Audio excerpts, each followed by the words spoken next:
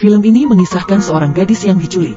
Gadis itu menendang lampu belakang mobil, kemudian mengulurkan tangan dari bagasi untuk melambai meminta tolong. Usahanya itu berhasil. Sebuah mobil di belakang segera hubungi polisi. Polisi memeriksa nomor plat yang orang itu berikan untuk mencari tahu pemilik mobil tersebut. Tapi si penculik menggunakan lisensi palsu. Penelepon itu menyusul mobil itu, ingin memastikan siapa pengendaranya. Operator menyuruhnya berhenti, tapi si penelepon bersikeras ingin mengintip. Penculik itu menoleh ke arah penelepon itu. Kemudian dia keluar dari jalan utama.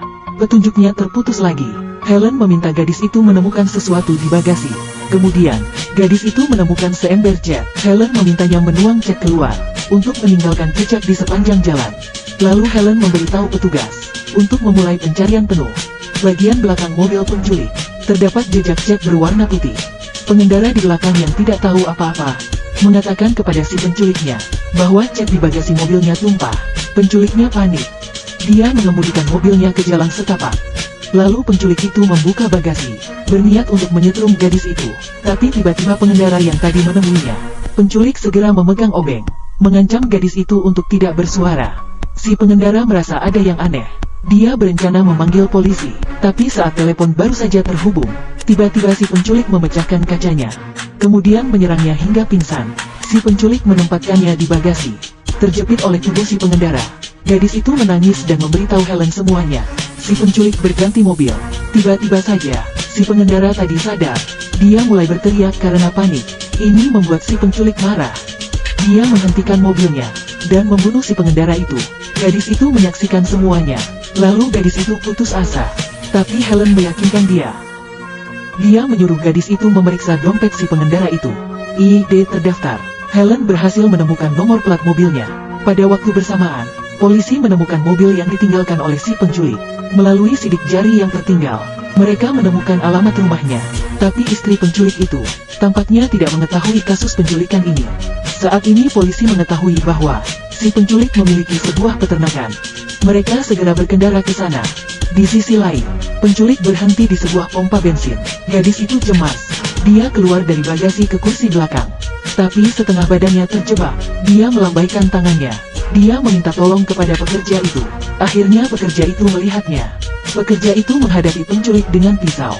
Sambil dia mencoba membuka pintu mobil, tapi penculiknya mengarahkan selang minyak ke petugas itu dan menyemprotkan minyak ke tubuhnya.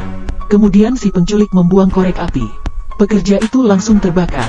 Penculik itu frustrasi, lalu dia membuka bagasi. Dia memukul gadis itu hingga pingsan. Helen kehilangan kontak dengan gadis itu lagi. Si penculik pun tiba di peternakan. Dia menyeret gadis itu keluar. Panggilan telepon Helen dan gadis itu terbongkar. Helen memintanya untuk menyerah dan tidak menyakiti gadis itu. Tapi penculiknya menjawab bahwa itu sudah terlambat. Hanya 3 kata. Tiba-tiba Helen teringat kejadian setengah tahun yang lalu. Seperti deja vu, Helen tahu bahwa penculik itu sama dengan kejadian sebelumnya. Dia adalah pembunuh gadis-gadis. Pada malam hari, polisi tiba di peternakan.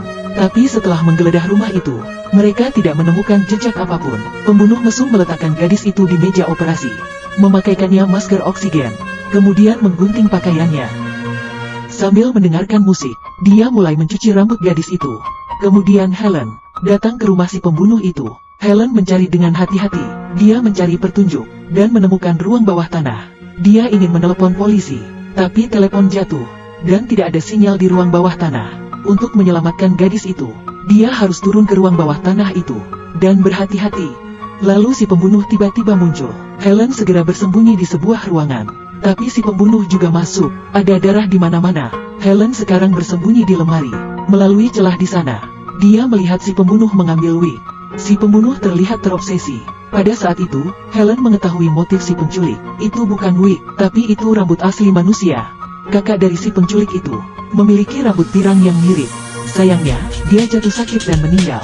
Akhirnya, si penculik membunuh gadis-gadis dengan rambut pirang. Tiba-tiba penculik itu mendekati lemari. Langkah demi langkah dia maju mendekati lemari itu. Helen menahan napasnya dengan keras. Untungnya si penculik tidak tahu keberadaannya. Dia memegang pakaian di lemari. Setelah menghirup baunya, dia pergi. Dia kembali ke meja operasi lagi. Si penculik itu memegang pisaunya, siap untuk memotong kulit kepala gadis itu untuk membuat wig baru. Saat ini, Helen datang diam-diam di belakang si penculik dan menyerangnya. Tepat ketika dia melepaskan tali untuk gadis itu, penculiknya tiba-tiba bangun. Dia mendorong kepala Helen ke dalam wastafel, membuatnya tenggelam. Gadis itu menikam si pembunuh dari belakang. Keduanya segera berlari menuju pintu keluar, tapi penculik itu mengejar mereka. Penculik itu berteriak. Helen kembali menyerangnya. Helen menendangnya hingga jatuh ke ruang bawah tanah. Mereka akhirnya aman. Helen mengeluarkan teleponnya. Gadis itu menghentikannya. Helen tahu apa yang harus dilakukan. Mereka mengikat si penculik. Mereka membiarkan dia berjuang sendiri. Wajah penculik itu akhirnya menunjukkan ekspresi ketakutan. Dia berteriak minta ampun. Tapi Helen berbalik dan mengatakan bahwa itu sudah terlambat. Sekian untuk video kali ini. Sampai jumpa di video berikutnya.